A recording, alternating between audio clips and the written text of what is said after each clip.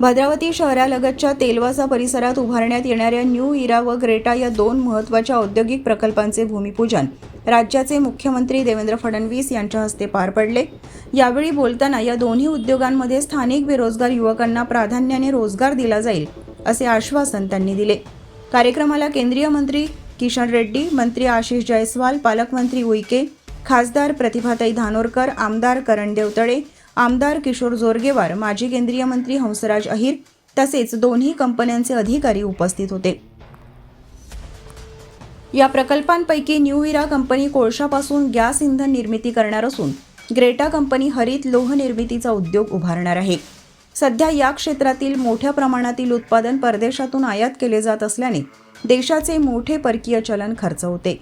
मात्र भद्रावतीत हे प्रकल्प सुरू झाल्यानंतर देशांतर्गत उत्पादन वाढून परकीय चलनाची बचत होईल असा विश्वास मुख्यमंत्री फडणवीस यांनी व्यक्त केला।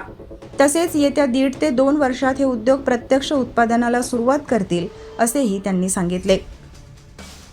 या उद्योगांमुळे भद्रावती परिसराचा औद्योगिक विकास होऊन स्थानिकांना मोठ्या प्रमाणात प्रत्यक्ष व अप्रत्यक्ष रोजगार उपलब्ध होईल असेही मुख्यमंत्री म्हणाले। उद्योग उभारणीसाठी सरकारकडून कोणताही अडथळा येणार नाही अशी ग्वाही त्यांनी दिली।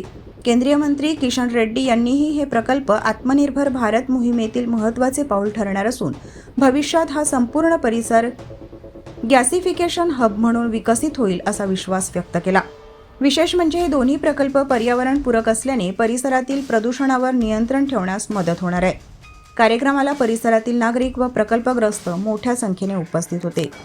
हे जे आपले जिल्हे आहेत या जिल्ह्यांमध्ये मोठ्या प्रमाणात आपल्याला स्टीलचं मॅन्युफॅक्चरिंग करून लाखो लोकांच्या हाताला काम द्यायचं आहे। आणि मला सांगताना आनंद वाटतो की जवळपास 3 लाख कोटी रुपयाची इन्व्हेस्टमेंट गुंतवणूक आता या ठिकाणी आलेली आहे आणि जवळपास 1 लाखपेक्षा जास्त आमच्या लोकांच्या हाताला काम मिळेल अशा पद्धतीनं याची सुरुवात झालेली आहे। स्टील हे फ्युचर आहे आणि ते फ्युचर कुठे आहे? ते फ्युचर या ग्रेटा एनर्जीच्या प्रोजेक्टमध्ये या ठिकाणी आपल्या भद्रावतीमध्ये आहे। इथे आपल्याला कोल गॅसिफिकेशनच्या माध्यमातून स्टीलचं उत्पादन करण्यात येणार आहे। त्यामुळे खरं तर हे जेवढं स्टील इथे बनेल या सगळ्या स्टीलला 100% एक्सपोर्ट मार्केट आहे।